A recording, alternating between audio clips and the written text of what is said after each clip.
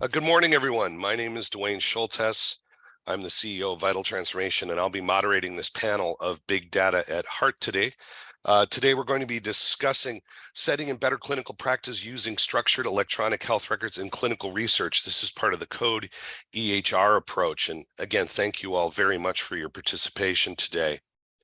To get started, I just want to point out that if any of you are having technical problems during the webinar, you can call in. Instead of using the internet, you can use the phone. We've provided several dozen international toll-free numbers for you to call. And as well, we will be taking questions after the presentations are over. If you have a question, please use the Q&A bar in the menu field and submit your question. We'll do our best to get those filtered through to the panelists, and we can answer any questions you have. So again, thank you very much for being here. So big data is at the heart of the recent advancements in international clinical science that aim to better the lives of patients. The routine use of structured electronic health records, or EHR records, is made possible by technological advances that have the potential to close significant clinical evidence gaps. In this webinar, IMI's Big Data at Heart researchers will explain opportunities and limitations of using structured healthcare data research and present use cases of the CODE-EHR framework. And I'm extremely pleased to be joined by two of the project's leads. First, Volkert Alsenbergs. Volkert, good morning. How are you doing, sir? Perfect. Thanks, Wayne. It's good to be here. And I'm also joined by Deepak Kotesha from the UK. Deepak, how are you doing, sir? Hi, Johan. Great to see you. And thanks to everyone for attending today. Yes, and we'd like to get started. I understand you have some formulations on the framework. Volkert, please, the floor is yours. Thank you very much. There you are. We've got you. Thank you. Perfect. Just put it in presenting mode. All righty. Thanks, Dwayne, for the introduction, and thanks everyone for joining. So before I hand over to Deepak, we will be more going into detail of the CODE-EHR, which has been published in several journals now, and also be part of instructions to authors already. I will just provide a general overview of the challenges and opportunities for using routine healthcare data in clinical research. I hope that a lot of people already recognize the opportunities that are available accessing routine healthcare data. I think the most prominent one and the most used one nowadays still is the adherence to guidelines and to other and looking and evaluating daily patient care. So this is an example, for example, in heart failure, and I looked at Sweden, the UK, and the US. The use of guideline-directed medical therapy in heart failure patients, and what you can see, a lot of patients have discontinued treatment during treatment, and it can be both like patient-related adherence or clinician-related adherence. But I think can really drive guidelines, but also drive the quality of care. So I think this is one of the main usages of real-world data, and that's the guideline adherence. That can show quality of care, and I think during the last past years, during the pandemic, the use of real-world healthcare has really exponentially grown and show its benefit, but also its challenges. I will go into the challenges later on, but I think the benefits as clearly shown, because we were really in the dark, as you remember, in the beginning of the pandemic, regarding the consequences of COVID-19, not only the disease course itself, but also the relation to other disease domains. We did a lot of research on cardiovascular complication of COVID-19. Thankfully, it was less than we expected, but still we were in the dark in the beginning. So access to real-world data, real time, was really critical, and I think COVID showed us that we need to invest in this access, because a lot of stuff what we learned, but we learned also that there are challenges and that we face if we want to use real-world data for actually doing guiding clinical care in real time. This is another thing. So for again, so your observational data, real-world data is really crucial, but you can also use it to guide clinical trials, to identify patients who are eligible for clinical trials, but also to identify those patients who can benefit most. But also more practically, you can use it just to screen patients for clinical trials, and also for pre-populating your electronic case report form, for example, using electronic health record data. And there are multiple publications nowadays that shows that data from real world is really reproducible, comparable to research collected data. So I think this is another utility of real world data that we need to be aware of. The next phase, next to the observational and more trial specific, right, kind of purposes, you also have a trial itself. And one of the first trials I've been for is predominantly done in registries still, because registries are quite clean, and we'll discuss later on in CODE-EHR how we can make the same quality that are used in registries for routine clinical data as well, so that we can do this kind of trials in electronic health records or in routine setting. But there's a lot of like really landmark trials done in registries already, which is like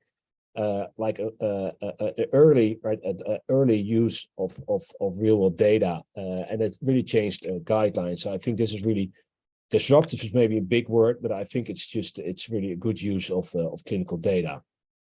And this is the next phase, what I've just discussed as well, is this, so instead of using like we came from more the traditional RCTs, randomized clinical trial, we're moving towards registry-based clinical trials. And the next phase will be, how can we really use real-world data to not only look at observational data, but also really create knowledge discovery. So how can we do trials within that setting of real-world routine care? And we're not the first, right? So I think in the private sectors, a lot of are using already this kind of system, like LinkedIn or Booking.com or New York Times. They have this kind of A/B testing. And I think that same is what we're trying to achieve within electronic health record system. It's called nudging, but you can also do point of care randomization, for example, to really compare different kind of strategies within routine care and see which is better in daily life. So that can really disrupt, I think, our daily practice, because it will be much easier to perform clinical trials, which are nowadays still parallel to the routine care setting, and this is really an embedded approach. But to really do this, we need to make sure that we don't compare apples to oranges, but compare apples to apples. And I think that's the key point why we started CODE-EHR that Deepak will discuss in detail. This is one of the examples. It's a single center, so it's still quite limited. And I think that's also one of the main challenges that we have in routine care. If you're using routine care data, is how can you scale it across countries, across even institutes within the same country? This is a pragmatic trial of an alert done in Yale University, where they just prompted an alert for guideline adherence, and they saw a significant effect of the alert within the routine care health setting. And it's something you really want to scale, right, across different countries, different institutes as well, and not only interruptive alerts, but also other kind of trial settings.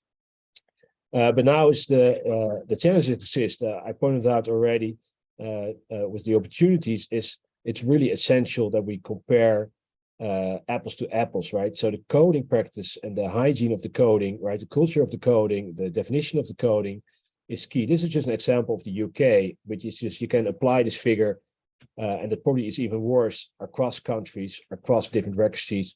So you see a Venn diagram looking at the heart failure diagnosis, for example, in primary care, in the HES, so the hospitalization episode statistics, and in mortality statistics. And you can see they are overlapping, but there's a lot of differences in there as well. So even though that we are coding, right, in the UK, they're quite advanced in their coding practices because they have a national system, they're still not overlapping, right? So we have to define, even though you have one ICD code or one SNOMED CT code, it still is differences across the different data sources, which will impact, right, your clinical trial outcomes. It will impact your observational data outcomes. So that's not only for heart failure, it's for myocardial infarction, which is even easier as a definition.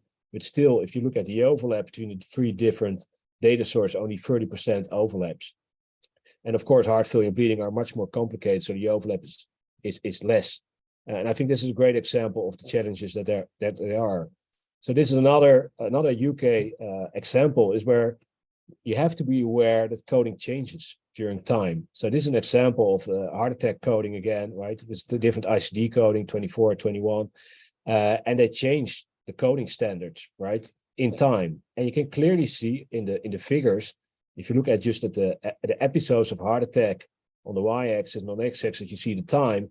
When the coding is changed, right, you can clearly see, of course, that the episodes are changing, which makes sense. But if you just lump everything together, right, over time, then you know that you have different conclusions, right? So you have to make sure, and that's one of the reasons that we designed and created CODE-EHR. People have to be aware, if you read a paper or you interpret a paper or a guideline, you have to know, right, where the code is based on. It's not only a number, right? Things are changing during time, and it will affect your regression analysis, it will affect all your outcomes. So this is not from cardiovascular field, but this is from asthma, which is just, I think it's a great example. So what I did is a systematic review and just looking at, just scoping what are the different definitions that are used in electronic health record data. And there's just, in 76 of the papers, there was not even any justification. You just mention the definition and that's it. There's no justification made. There is some validation done in the same study and some in the same database, but a limited number, right, is cross-validating these phenotype algorithms, right, for asthma across different databases. So there's no standard. And if you look at, I just underline it just for educational purposes, it's like being based on clinical guidelines, which is really the gold standard for us as clinicians. There's zero, right? So there's zero, there are no definitions for electronic health record phenotypes for asthma. In total, there were 66 different asthma diagnoses in this systematic review, 18 for severity and 24 for exacerbation. So it's really hard how you can systematic review this or meta-analyze this. And there's no study that shared the programming code on GitHub or showing some data preparation analysis so you can replicate it, which makes it really difficult to validate results before it really enters guidelines. So the same applies for cardiology. So there's, if you look at the new guidelines for chronic heart failure, they're all analog, right? There's no computable guidelines. There's no instruction.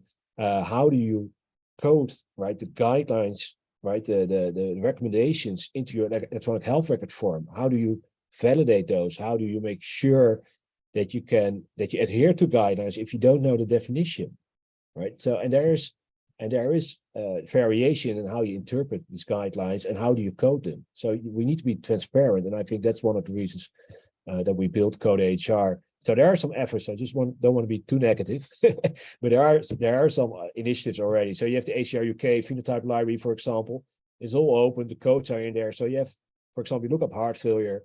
You can find the GitHub code, the R code, right, to do the same thing as they've done, and you can cite it. So I think that's a great initiative. But of course, this is HCR UK only, right? We have to adopt it more European-wide and preferably global. And that's, I think that's a challenge that we have. And again, right, harmonization is key across sources. So we have to harmonize into a common data model. Make sure that one is one. So, for example, if you just define smoking status, for example, 0 is no, yes is 1, right, which makes sense. But sometimes people have 0, 1, 2, 3 was stopped, etc. People have cigar smoking or other kind of features in there. So how do we make sure that it's harmonized so that we make sure that we can cross-validate our AI models and other stuff, and especially if you want to do trials for regulatory purposes. So this is just I'm going to finish up, but this is just one of the examples why we need this. I think I showed already in the opportunities as well, but also the challenges is there. So in COVID-19, there was an urgent need for real-world data. So a lot of people published there, whatever there was, right? But two big papers published in New England Journal of Medicine and one published in the Lancet just got retracted. Of course, the raw data could not be made available. It was unclear what was the coding, right? What was done, what are the sources, how did people link to different databases, for example. So the trustworthiness of the results was in jeopardy, right? It doesn't mean it was untrue, but we didn't know, right? The editors and the reviewers couldn't access it. So we have to have guidelines, we have to have a framework, right? How we cope with this type of data, and otherwise, right, it's a missed opportunity. Let's put it that way. So I think this is my last slide, Dwayne. It's just there are great opportunities. I think everyone will see, and I think I focus predominantly now on observational data, and I focused a bit on trials and possibilities. But I think especially with all the AI developments nowadays, I think there will be many more applications. But before we go into more the black box kind of and the big AI kind of algorithm development, we have to be sure that's accurate, it's trustworthiness, it's transparent. It's just that we're sure that we know what we're doing and that's scalable across different sites.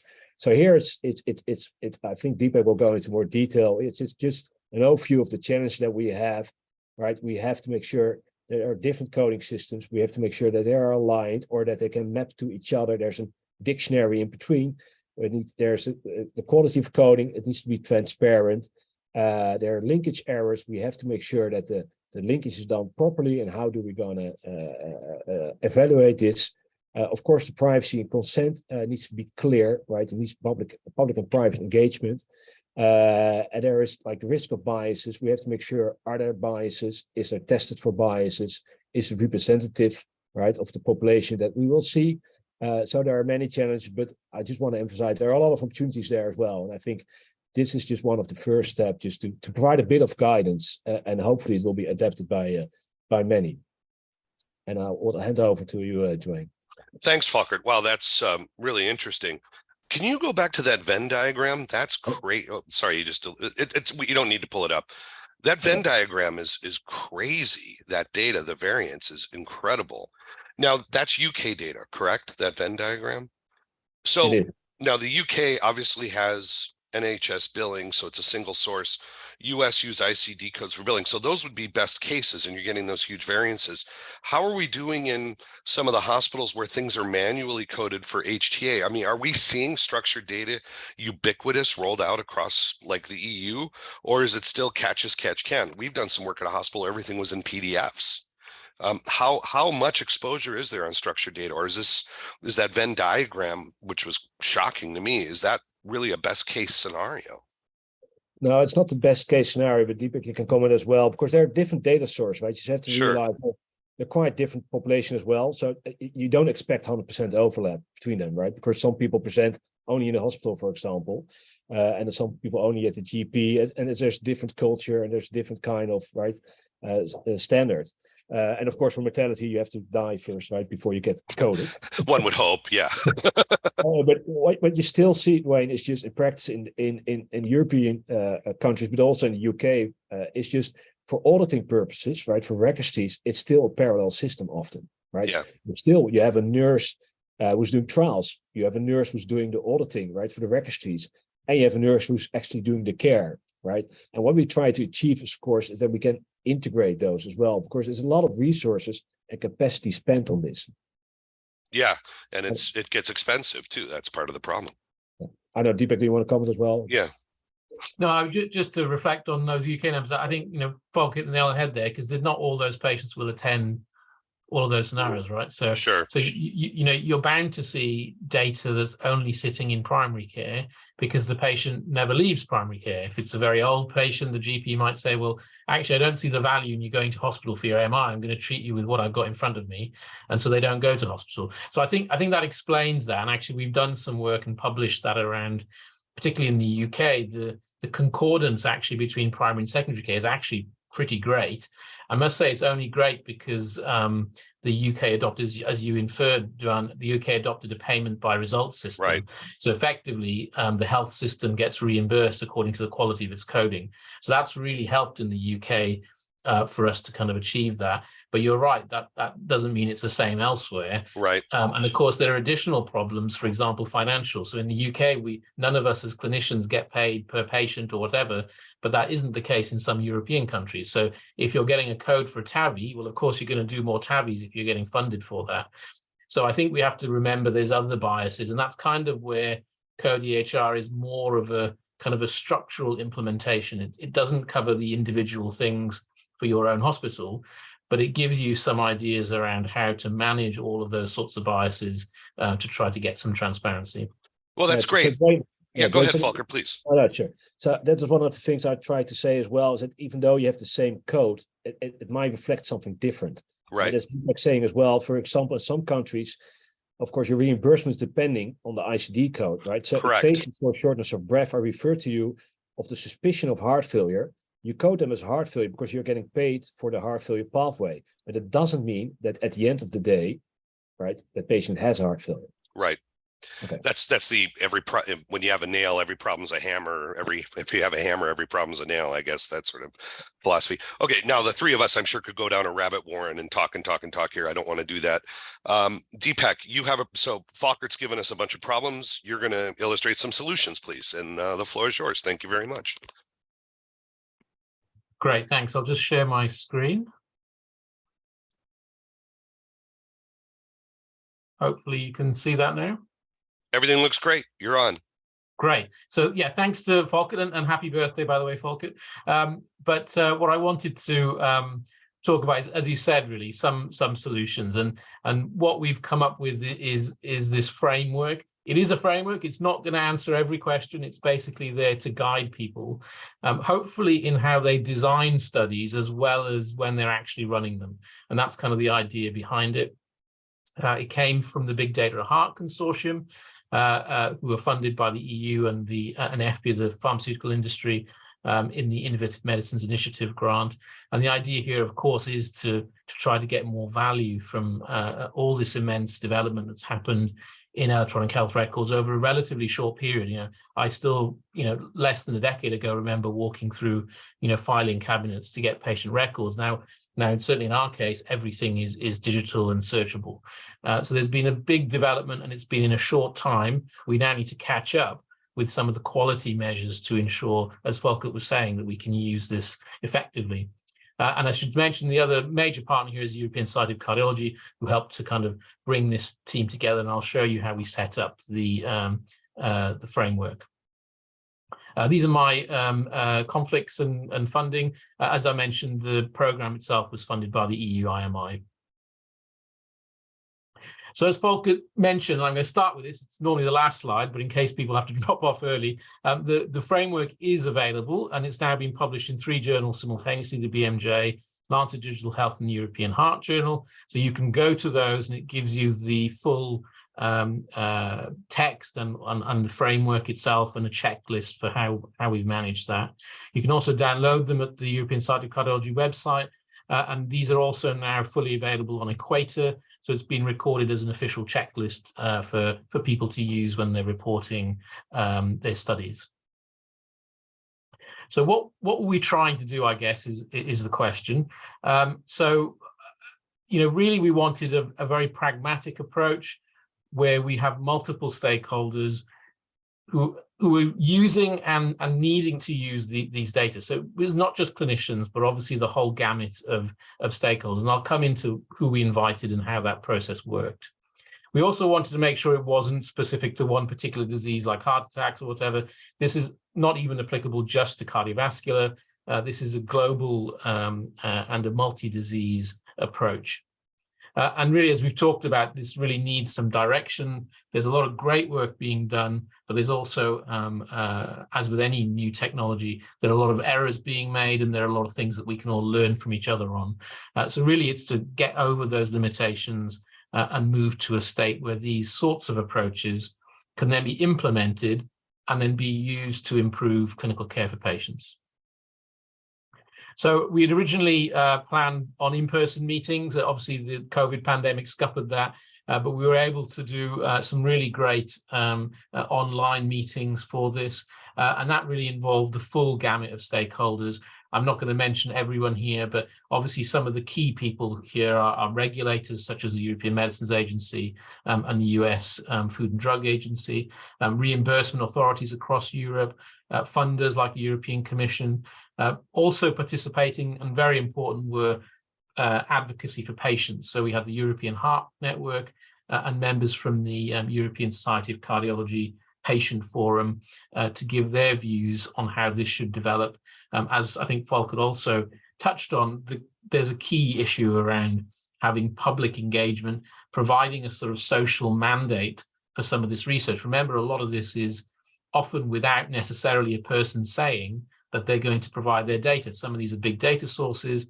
Often it's pseudonymized or anonymized, but it's still critical that we have a mandate for doing this from the public. Medical journals participated, as well as industry and academic institutions around Europe, in order to come up with sort of a consensus approach to how we should manage this in the future. And this was based on 2 big meetings that we had with all the stakeholders, where we looked at the state of the art. We had breakouts around key topics that were identified beforehand, and then we discussed in plenary how we should move this forward. And then at the final stage was really developing a writing committee. Again, this is all iterative, so it developed over 2 or 3 years.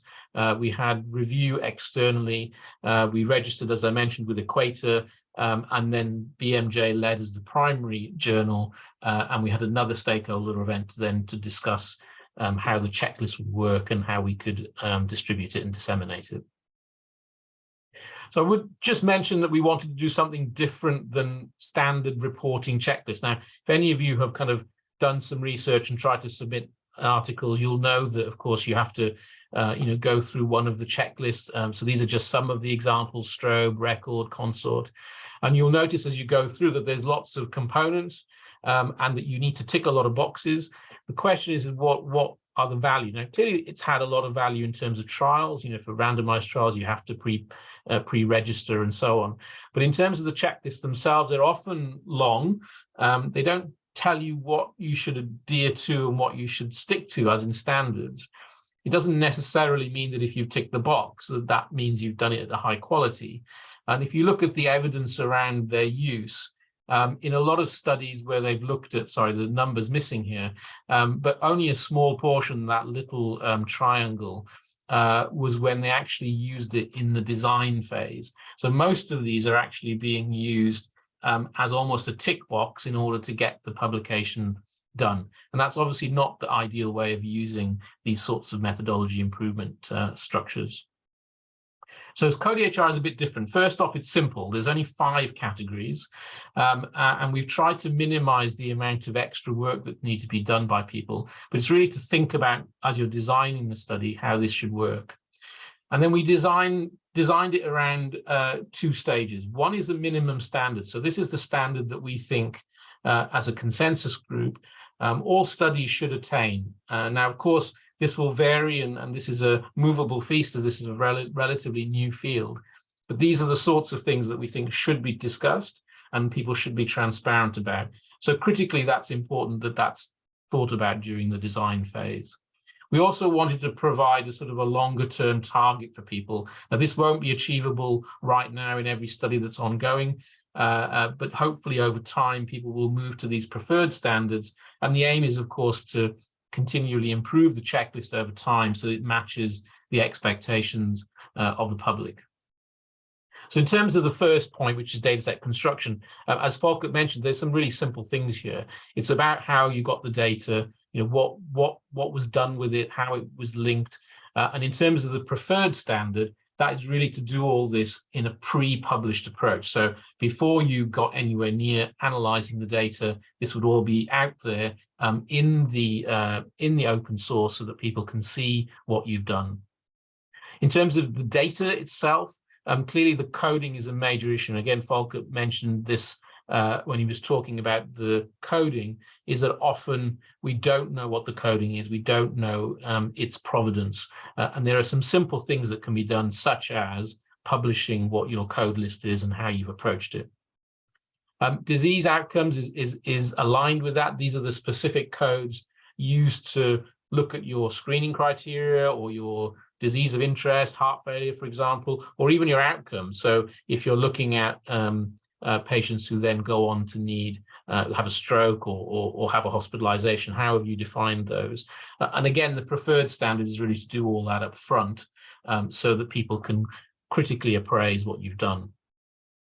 Analysis, now, of course, this is a movable feast as well, because as we've talked about, AI and other neural network type approaches are really common now. But it's really here about being clear about what you've used, how you've validated your models, and then what you've done to try to externally validate. And I think that's a key issue, is that a lot of studies are using codes, but they're not really saying how they've then gone away with that and they've tested it in other data sets. And finally, the ethics and governance, it's a critical area. we need to know, what are the sort of privacy and consent processes that have gone through, particularly if individual consent has not been obtained. Are there opt-outs, etc.? How have patients and the public been involved in designing the research, in monitoring it, and then what are the processes for others to come in and actually look at what's been done and try to replicate it? At the end of the day, that's how we get these implemented for better care, is if other people can do exactly the same or similar, and then improve the process. So that's the checklist, and it's relatively straightforward. And what we've done is also created some PDF and Word files so that people can just very quickly go through, use that when they're designing their study, as well as at the end of their study, so they know what to talk about in their method section and in their appendices, and how to do that. And of course, the preferred standard would mean that those sorts of things are published well in advance, either on your website or on an archiving site or somewhere that's open source, that people can look, reuse, and critically appraise what's been done. So I wanted to just cover a couple of case examples, just so people can see how that might be used. Now, the first is a case example where it hasn't been used because this was done pre the development of the framework, but I wanted to show really what the potential is here. This is an observational set of studies, and I'm pleased to announce that this paper has actually just been published this morning, so thanks to the European Heart Journal team. This is another output from the BigData at Heart group, which is looking at how we can get better clinical value from AI. And in brief, what this involves is a stepwise framework for, again, being more transparent and looking at how we pre-process and use machine learning, and then again, how we validate and evaluate what we've done. But I want to focus on the CODE-EHR aspect. Now, the framework itself covers a number of different case studies, and you can see these in the paper. For example, how we integrate genomic data, how we can use routine app data like from your light sensor from your phone, and how we can use AI to improve use of cardiac imaging and how we stratify patients in terms of their outcomes. But I want to focus here on one particular case study in this paper, which is around routine use of electronic health records and ECGs that are collected. And in this example, what we did was we used the ECGs of these routine patients and then looked to see if we can use them to predict heart failure. And you can see the blue line using the neural network system much better than if you just use clinical parameters to predict heart failure, incident heart failure in these patients. So how could the CODE-EHR really have been used here to best purposes to improve this? Well, again, these are the 5 minimum standard areas. And so you can already see very easy ways where this could be implemented so that other people around the world can use this information, test it in their systems, as well as validate and hopefully reuse some of the work that's been done and building on that to improve this for the future. So, for example, the linkage of the different data sets, whether that's ECG data or the coded health records, how decided, what was the process around that, and how can other people copy and use that? How is the neural network actually used? And as Volkert mentioned, the actual access to some of those algorithms, ideally open source, transparent publication. And again, the ethics and governance area, what were the key areas that we needed to know about in this process around how patients were kept, how their data was kept secure, and what are the processes that were involved so that patients and the public were involved in how this was designed. So all of these are kind of aspects that the CODE-EHR can be readily applied to these sorts of studies. And so we hope in the future that people will take this on as a real tool to help them. Now, it's not designed to answer every question. It's there to give a signpost as to where people need to think about when they're designing studies. But I want to give you one example of something that's actually completed and being used, and this is a randomized trial. And here we were fortunate that CODE-EHR was being developed as the trial was being developed. So this actually does meet and attain the CODE-EHR framework. This is the Dare to Think trial. So this is a fairly unique opportunity in the UK, where we've tried to connect all the data systems, primary, secondary, and national health data, to screen from patients. There's over 13 million patients we can screen through from primary care. And then the plan is to develop a national platform where we can do remote clinical trials. So these patients then don't need to turn up to their hospital or GP practice. They can be randomized into trials in their own home using digital methods to collect patient-reported outcomes, and then using the entirety of the health record in the national health system in the UK to collect baseline data, follow-up data, outcome data, safety data, etc., so that no visits are necessary for any patient. And this is currently running. The pilot is now completed, and we're now recruiting right across England. And this is a partnership with the Clinical Practice Research Data Link, which is part of the regulator in the UK, the MHRA, and it's funded by our National Institute for Health and Care Research. So as I mentioned, we were able to use CODE-EHR during this development of this trial, and so it meets all minimum and preferred standards. And the reason it does so is because we have a very transparent, systematic approach to how we use the coding for healthcare data. And I won't go into that in detail. The paper is available in European Heart Digital Health, but there was a multi-stage process to iterate and improve the codes. But on top of that, of course, we've done a great deal of searching in order to ensure we have all the codes. Over 1 million codes were actually validated in this approach, and that generated 77 code lists for a full range of things, including selection for the trial, as well as baseline characteristics and outcomes and safety points. And on top of that, all of these code lists are published as a over 300-page appendix, but you'll be glad to know gradually they're being implemented into the phenotype library, so that eventually people will be able to download the combined sets, and then they can apply them to their own studies, but they can also then, of course, improve them as time goes on. And that's, of course, a key feature of being open source and transparent, is allowing others to improve what you've already started. So just to go back to where these are available, so CODE-EHR is now, as I mentioned, published in 3 journals.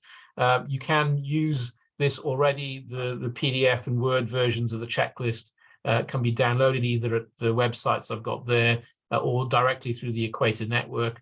And we're already seeing some of the journals request this when people are doing their studies.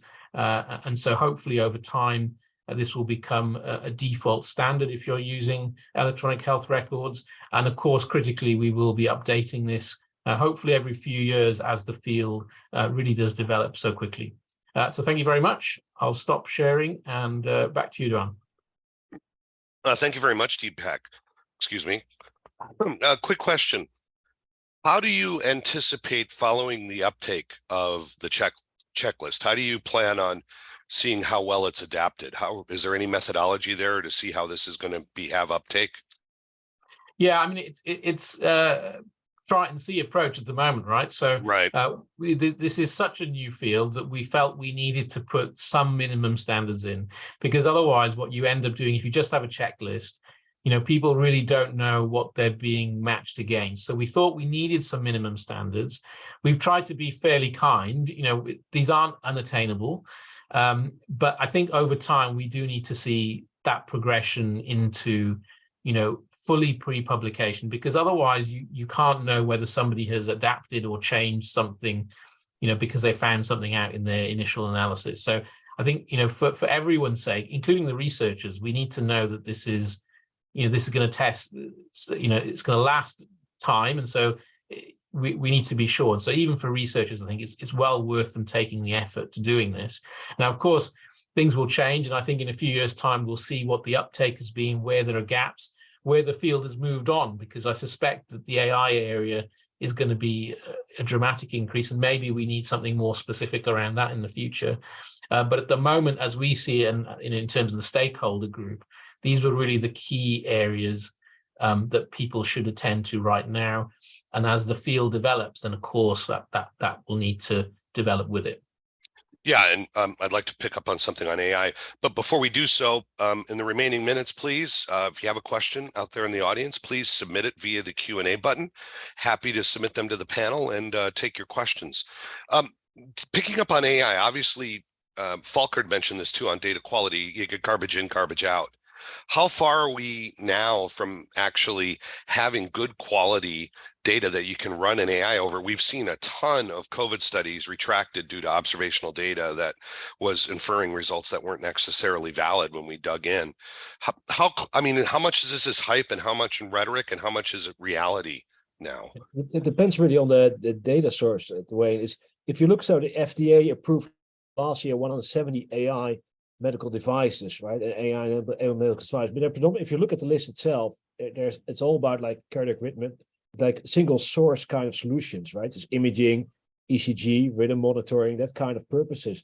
But if you look at multimodality or electronic health record data, right, embedded AI algorithms, they're non-existent yet, right? Yeah. Of course, the problem is that if I do it in Amsterdam or in Birmingham, I think it's fine. It works perfectly, right? Because it's just, I think the scalability is really hard due to the fact that we just described today, right? So this foundation needs to be done first before you can really do the AI, right? So this is the hard work that really needs to be done to really, benefit of the opportunities of AI. And this gets to point 2 and 3 of the frameworks where you're dealing with data quality and outcomes and definitions. How flexible right now are the healthcare monitoring EHR systems in Europe with regards to dealing with syntax divergence between various data sets? You mentioned this particularly in the asthma cases, Falkert. I mean, obviously this is a key part of making this work. How good are we at able to, if someone's doing something in milliliters, someone's doing in international units, or someone's, as you mentioned, the smoking case, where we have different definitions of smoking based on the numerical ordinal, how good are we at adopting right now and adapting that for research? Yeah, so I think that's what I refer to with a common data model, right? So I think it's impossible that we align everything at the source itself, right? That we enter everything in a standard way. There's different cultures, different languages, etc. But what we can do is, of course, map the data towards a common data model. So to make sure it's what it's called a dictionary, right? The translation. And I think we just have to adapt. So I think we're moving towards FHIR and OMOP. OMOP is more for research, and FHIR is a bit more like an industry standard as well. And I think that's the way to progress. But I think there's a clear task for us as clinicians as well, and as society, because I think now we often look at the vendors, right? But I think we should put in our guidelines, and we should put in our regulation, or say, okay, this is the definition, and they have to apply. Same as applies for regulatory agencies. They have to be just more directive, I think. And the problem with a vendor-based solution is then you're locked into one vendor too. I know. That's why. So that's why I think we have to determine it as professionals. Deepak, but the key, sorry, just on that. I mean, the key there is knowing that the limitation exists, right? I mean, you know, if you know that your coding system is in different units or different measurements or whatever. I mean, the key process there is understanding that in order for you to make sure that it's addressed. And I think that's kind of what we're getting to with the CODE-EHR. We won't be able to address every single minor point that gets brought up in your own local region. But actually, if you think about those issues and think about how other people can then use them, then that is already part of the solution, isn't it? Because if you're thinking about that, then you're already mapping out, where are the limitations, where is the missing data? And if we're open about that, then that's how the field gets better. If we withdraw into our own little silos and we just and I think that's as Falkert mentioned, it's our responsibility to take that on as clinicians and researchers and regulators and whoever else might be using this, and journal editors, to make sure that this field develops in the right way and doesn't get bogged down in decades of missed opportunities. Right. I have a very difficult question here from an Evert Ben Veen for you two gentlemen. Will the participants get the slides later? Anyone want to jump on that difficult one here? So I think there's a recording. Is that right, Duan? And I think we're more than happy to provide slides. So we can work out how that's done. But yeah, we can put the PDFs for download. Sure, absolutely. Thank you very much, Evert Ben, for your question. If there are any more questions, please feel free to submit them. I also like to drill into something here about the divergence that we've sort of been touching on. In the UK, in the Queen's speech of all places, she said, and I'm going to quote, there's a desire to reduce compliance burdens and make it easier for personal data to be used for research. Now, this obviously touches on the compliance issues related to ethics and governance in the current frameworks that you have. First off, how is informed consent currently working across all of the various countries you're trying to scale? Is that accommodated? And secondly, what's going to happen if we start having huge divergence in data availability between the scalability of these systems? So sort of a two-part question for you, gentlemen. So maybe if I address the first part, and then Volker, you can do the second part on scalability. But I think the key answer to your question, John, is that it's different everywhere. Right. So there is no simple system, and even within EU countries, there is no system within each. It's all very different. So your question about the UK was how do we manage that? I mean, I think there's a big thrust in the UK to use this healthcare data in all of its forms, and so there's a lot of government and health service funding to do that in order to improve care and outcomes. So we have a national opt-out system, so people can opt out if they want to from some of their data being used, but it's otherwise done in a very either pseudonymized or anonymized way.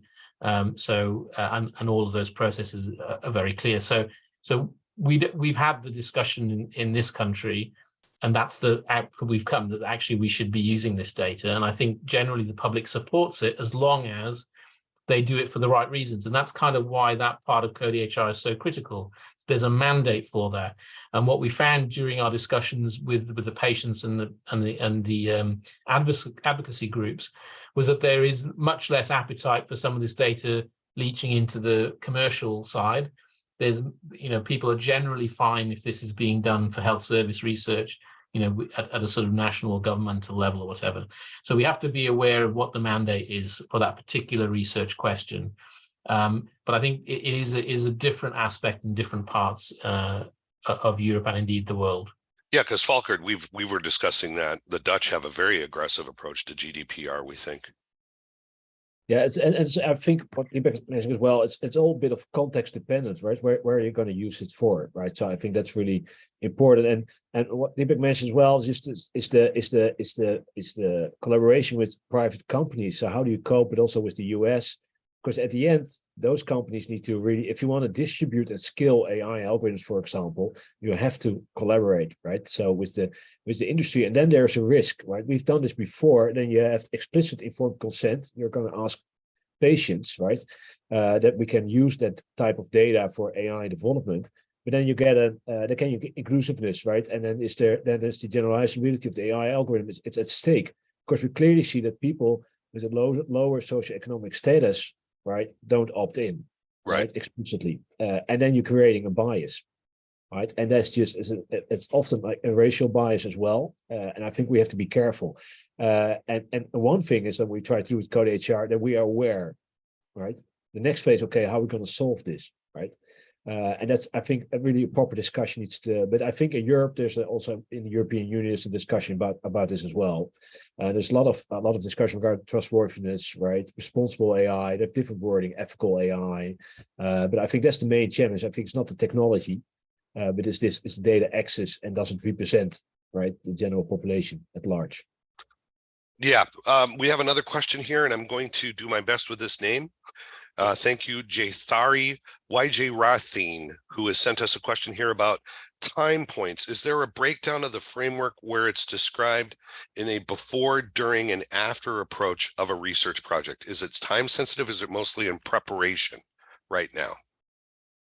It's a good question, actually, and I think so. In general, we appreciate that most studies are already ongoing, so that's why we came up with this kind of minimum standard and preferred approach.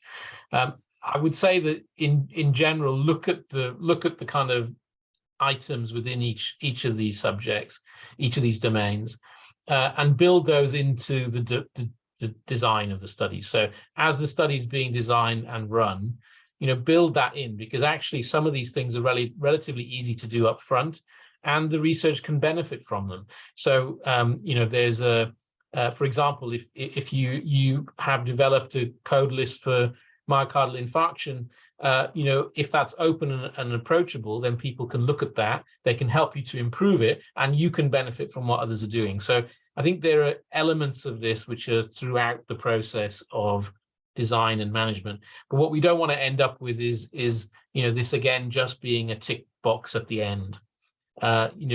This should be helpful to people to develop their studies. So throughout the time course, I think. Let's see, no more questions from the audience. I'm just going to ask one final question. We've seen a huge reduction in clinical research in Europe. Do you see this framework as an opportunity to improve and increase the amount of research that's done in Europe? Do you think that's going to occur? Where do you think we'll be in a year? Hopefully it's not the amount, right? Because we saw in COVID, there was an exponential of course, rise in data and research. And the question is how much was really impactful, right? So we hope that we can learn at the end that we have more impactful science, right? Which is more open, transparent, but also more scalable, sustainable. Deepak, where do you think we'll be in a year? Yeah, I mean, I would agree. I mean, this is an opportunity for us to embed some quality, right? So I think what was done in the early stages of randomized trials was to say, look, if you're going to do this approach and it's going to impact on patients' health and guidelines, then there needs to be some framework around, how that's done. And so, the consort approach and all of those sorts of approaches were built in, and that really did improve the quality of trials. And then pre-registering them on, for example, clinicaltrials.gov or, your clinical trial that takes out that question mark about bias, right? So I think this is a key field where bias is rife, because this is really about, often individual clinicians, maybe groups of clinicians trying to do the best they can, coming out with something. We have to try to get to a point where a lot of that is where the bias is minimized so that we can all appreciate that, we can take it for what it is, and then we can build on it and improve it. So I think it's the quality area that I see that can improve. Not just in Europe, but I think as we're seeing elsewhere across the world. We did a BigData Heart project on health record sources around the world.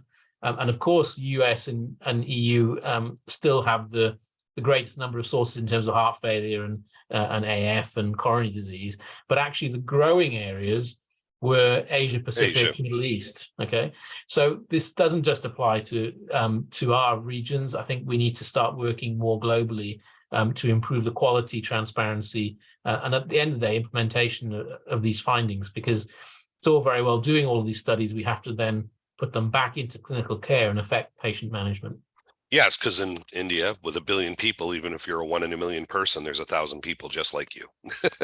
So with that, Deepak and Falkert, thank you very much for your time. It's an interesting presentation. Congratulations. And for our audience, thank you very much for being here. And with that, we're going to conclude this webinar. Have a good afternoon, everybody. Bye-bye. Thanks a lot. Bye-bye. Thank you, everybody.